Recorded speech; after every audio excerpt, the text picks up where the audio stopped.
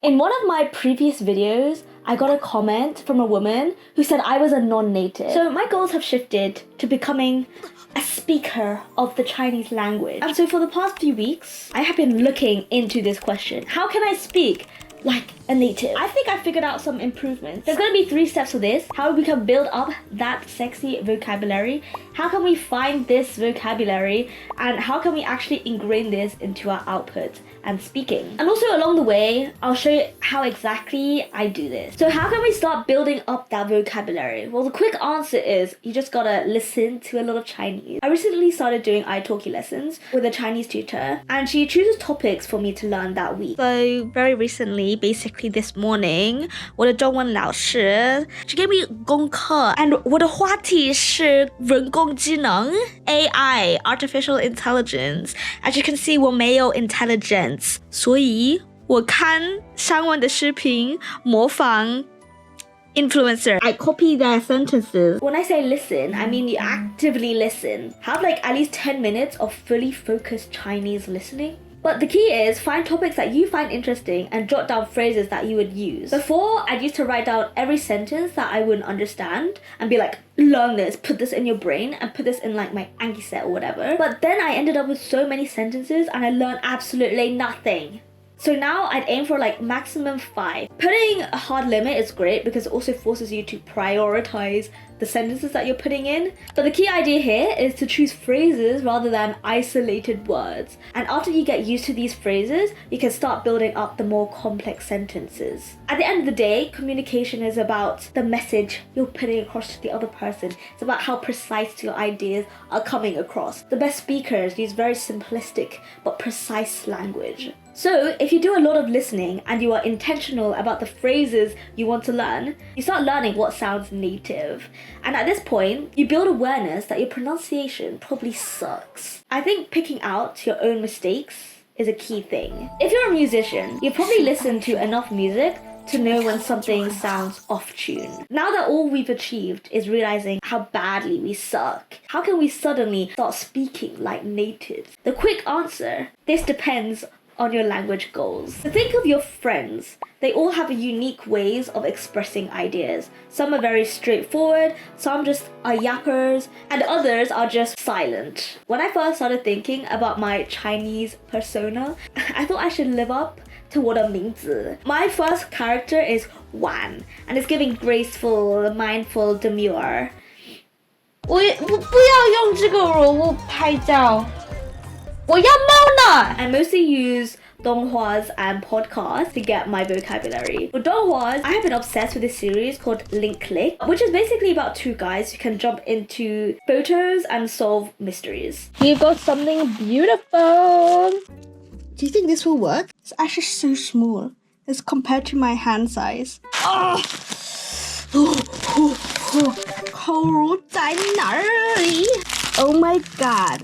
They are actually so beautiful. 我学中文的原意是这两个. Oh my god, guys, in the comments, tell me which one you think is better looking. Donghuas are an absolute lifesaver if you want to learn from real life scenarios. These words usually don't come up in textbooks, and you can learn a lot of these vocab from really cool context. I personally bought the manhua because I am a hoarder, but also because I literally couldn't find Chinese subtitles on my Crunchyroll site, and I wanted to follow along the Chinese as I watched the anime.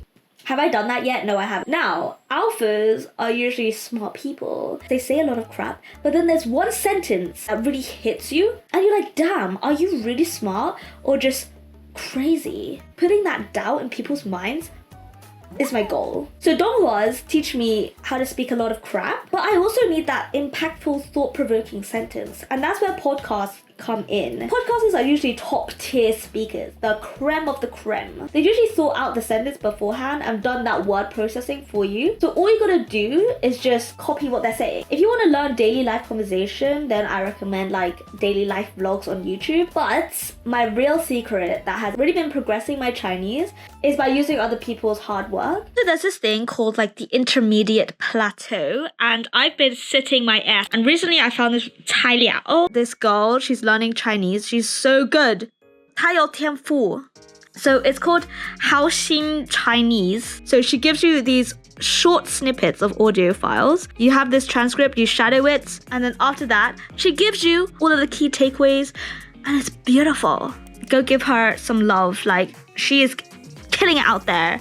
But now, all we've done is build awareness that we're terrible at speaking, and 2, we have started exposing ourselves to speech that we want to sound like. But aren't we gonna have to put it in our brains somehow? So number 3 is don't memorize, just use it a lot, everywhere. Mani.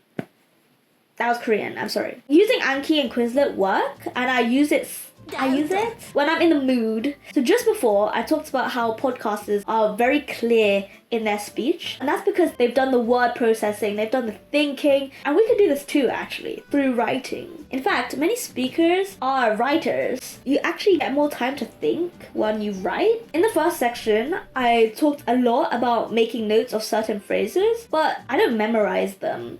I try to use these ideas in different scenarios. You can use journaling, for example. You see this? You see this?